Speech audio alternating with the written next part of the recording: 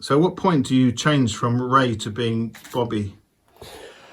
From Ray to being Bobby, and it would definitely be as soon as the wig goes on. I can have the shoes on, the jewellery, the gown. No, the minute the wig goes on, then it's Bobby, definitely. Yeah, definitely. In 1983, I photographed drag artist Kandy de Barry in my local pub, the St George's, that was run by landlady Clarice Mack. Now aged 70, Ray Millington is still performing, but under the stage name of Bobby Mandrell.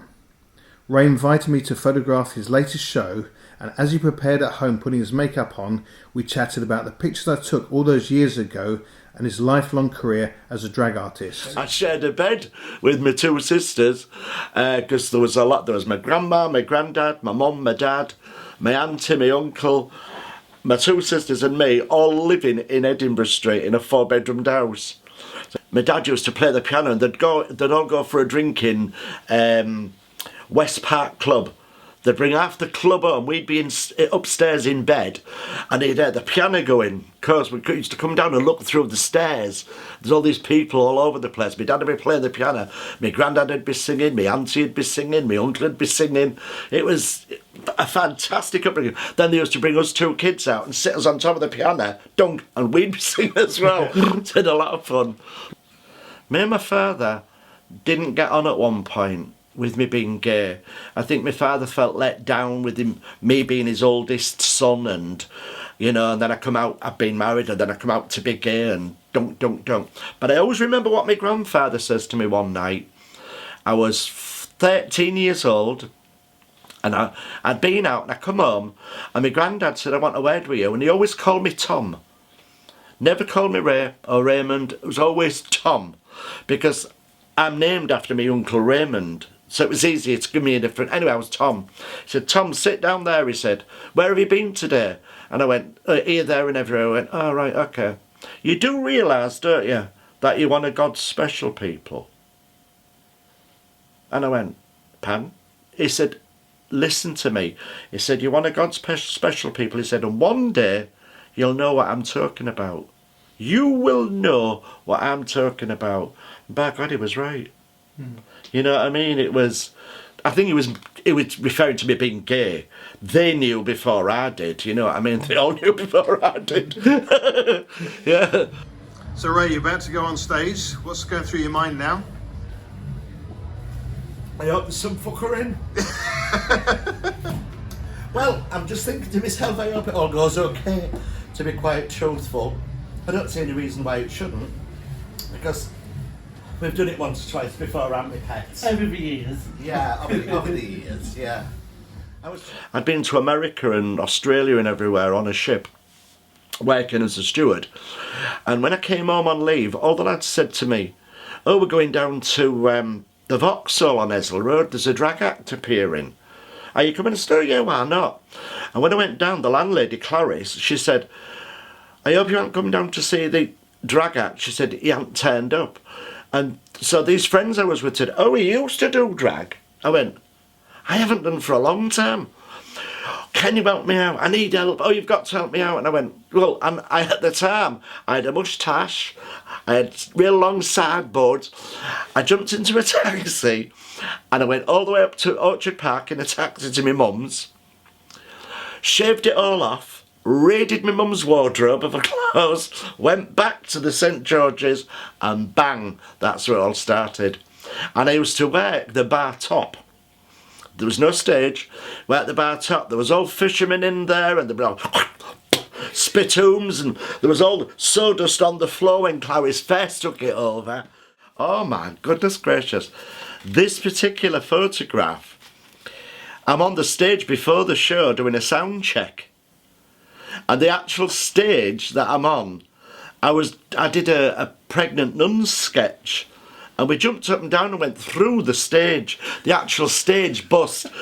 And I'm stood there with all in the middle of this little stage. And Clarice said, you've got to carry on with the show. I've got a full pub. So the landlord got me off, put a beer crate underneath it and carried on. I had to get back on the stage and work around this all. God. She got me a full pint of lager and brought it over.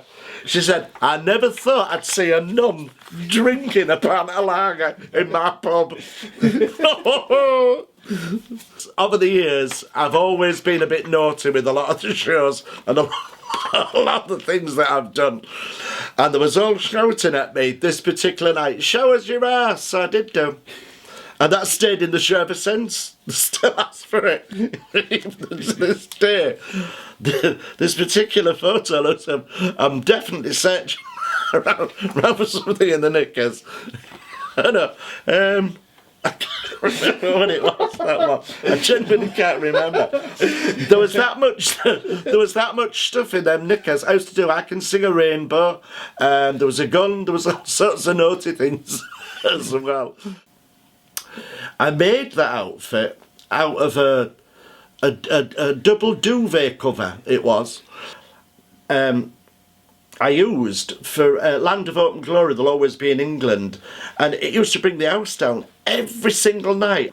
I had my partner dressed in this gorilla suit, and I used to do if you could see him through my eyes from the film Cabaret, and I used to sit on the gorilla's knee and sing to it.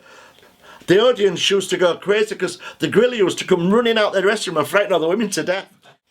I used to get into trouble off my grandma for wearing these particular outfits, actually. She thought they was too risky. You know, she said, showing all your ass, she said to the public. She's not done. Put a loaf of bread on my table. As you can see, some people enjoy the show, some didn't. He was really funny, a really, really funny man, this, actually. He used to like to talk to me when I was out of the frock, not in it. The way the characters and everything came about was, I'd listen to people on who they liked. You know, like somebody would say, oh, I saw Shirley Bassey on telly last night. I absolutely love her. Bang. So I'd bring Shirley Bassey into the show. A lot of people have never heard that song. But then again, most of the people that I portray is people that I personally like. It's me, you know, like the Cher, Tina, Shirley Bassey, Judy Garland, Liza Minnelli, Cilla Black, Dusty Springfield.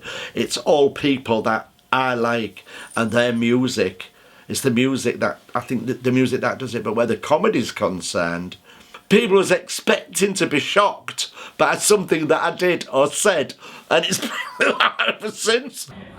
Yeah, absolutely. My friend sat in his corner. There was 11 of us went a few weeks ago, and believe him, it was fucking unbelievable. Absolutely unbelievable. And I have a warped sense of humour, I'm one of these people. If I find it funny, I think you're going to find it funny. It's like I always say to people now, I say, laugh with me, don't laugh at me. I was once asked, what do you hope to achieve by doing drag? And I'll tell you, like I've told everybody in the past, if I can make you laugh once in that night, I've achieved something. I've made you happy for 5 minutes out of this, you know, whatever sadness there is in your life, I've made you laugh. All the costumes that I've worn over the years, and believe you me, even though I say so myself, I've worn some beautiful outfits, really very classy, expensive. The finale outfits, you're talking round about £2,000 to £2,500 each, and I've got 15 of those, all different, all the same idea but all different colours, but they're specially made. Most of the costumes that I wear now, they're all made for me. I can make them myself as well. Yeah. I've got costumes now that, when I first started off, I was about a size 8. And as I say, now I'm about 20, 22. A lot of the costumes, I've still got some of those costumes, you know, because they're a part of me, you know what I mean? People say to me, well, why don't you get rid? But it's not that easy. It's not that easy at all, you know. What advice would you give to a young person thinking about a career as a drag artist? If I was to tell someone who wants to become a drag act, keep your day job. Keep that day job, because you've got something to fall back on. Being a drag act isn't cheap. It's not a cheap a cheap entertainer, you need cash. You need a lot of cash. I think over the years, I've spent round about 285,000 on Bobby Mandrell, Kandy de Barry. That's on costumes, jewellery, wigs, shoes, makeup, PA systems. It's an expensive hobby because you want the best for you, but also for your public. You know, but for a youngster coming into the profession, think very, very hard about it, unless you've got rich mummies and daddies, and then maybe help you out. Yeah. Hard Daily Mail described you in 2020 as an LGBT icon. Yeah. Would you describe yourself as a campaigner for the LGBT community in the 1980s? No, I didn't think I was campaigning for rights at all. I think it was just me. It was just that I just wanted to be an entertainer, I think, more than anything, you know what I mean? But I had one hell of a gay following, a massive, massive gay following. And now I can understand why, but I couldn't understand at the time. I didn't realise that people was coming to see the Kandy de Barry show or the Bobby Mandrell show because they knew they were safe. They knew they'd be safe if I was there. They'd be safe coming there as well. Way back in the 70s when I came out, you used to have to go out on a night time when it was dark. I dared go out in daylight in some of the clothes that I've worn over the years, and I don't mean drag, I mean me as me. We could only go to one bar in Hull at the time, which was Tudor Bar. Some people called it Polly's, which was in Paragon Street. And all the gays used to go in there. We all stuck together. We was a family. And over the years, I never thought, all those years ago, that I'd be going to gay weddings, male, female. I didn't think gays would ever be able to adopt children. You know, but I didn't think I was campaigning until I'd been told by other people that I was. And I'm quite proud about that, actually. Mm-hmm. Yeah. So you're now 70 years old and still performing. What's the driving force? The public. The driving force for me to carry on at 70 is I just want to keep me toeing that little bit. I just want to be there, but cheekily I want to do it when I want to do it, just to surprise you all, just to prove that I can still do it. And I do miss it, I won't say I don't. When I was poorly in 2015, when I was diagnosed with a cancer, I had to have radiotherapy. I had to have 37 sessions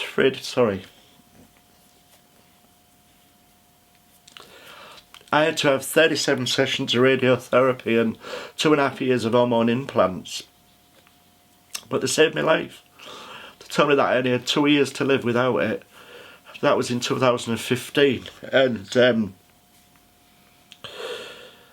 the public kept me going. I had the radiotherapy in the morning at 8 o'clock. And at 9 o'clock on the night time, I'd be on the stage. And I did that every night. I never had one night off. I never made, you know, I never said anything. I never said I was feeling poorly, nothing. I just went there and I did it. And all I can say to all the people out there is thanks. Because they kept me going. The amount of people that's asked me the same question over and over and over the 50 years I've been doing this. What's the name of the last song that you do? The last song is What Makes a Man a Man. It's by Charles Aznavour. I brought it into the show 48 years ago. I think out of all the songs that I do, it's the most important to me, personally.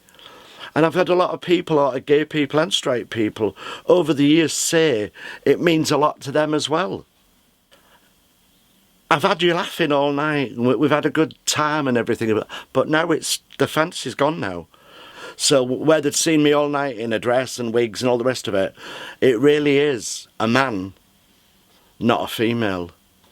And that's what I wanted. I wanted all the fans to come back down to reality.